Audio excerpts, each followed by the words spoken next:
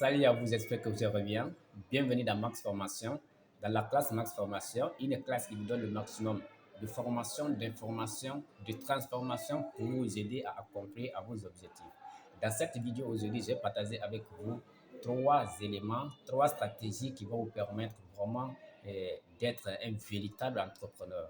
Mais ce sont ces trois stratégies que nous donnons dans nos formations et que je suis venu ici pour dévoiler pour vous gratuitement. Alors, suivez.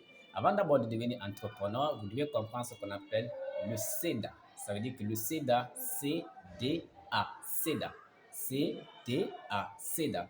Une fois que vous comprenez la signification du mot CEDA, vous allez comprendre exactement comment les entrepreneurs fonctionnent, comment les entrepreneurs ont des stratégies, comment les entrepreneurs parviennent à atteindre leurs objectifs.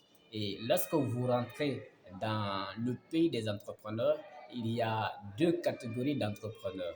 La première catégorie des entrepreneurs sont des entrepreneurs qui essaient de créer une génération. Et deuxième catégorie des entrepreneurs sont des entrepreneurs qui essaient de devenir, qui essaient de devenir financièrement libres.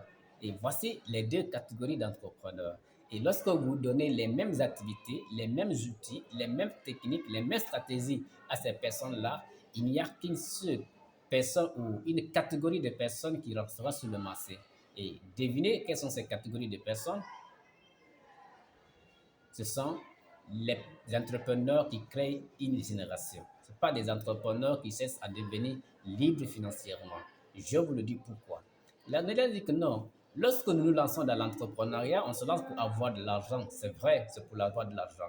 Mais l'objectif premier vraiment des véritables entrepreneurs, ce n'est pas seulement d'avoir de l'argent. D'abord, l'argent vient en seconde position. Mais leur vision principale, comment ils peuvent créer une génération.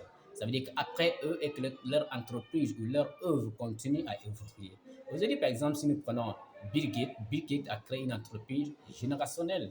Aujourd'hui, même s'il ne vit pas et où il vit encore, le jour où il ne sera plus sur cette terre, son entreprise va continuer à fonctionner. Vous avez ce qu'on appelle Steve Jobs. Steve Jobs qui est un exemple papa d'ailleurs qui ne vit plus. Et aujourd'hui encore, son entreprise continue à évoluer. Vous avez, il y a plein d'entrepreneurs comme ça qui ont créé une entreprise générationnelle. Et ces personnes, aujourd'hui par exemple, nous prenons encore le fondateur, Mark Zuckerberg, le fondateur de Facebook.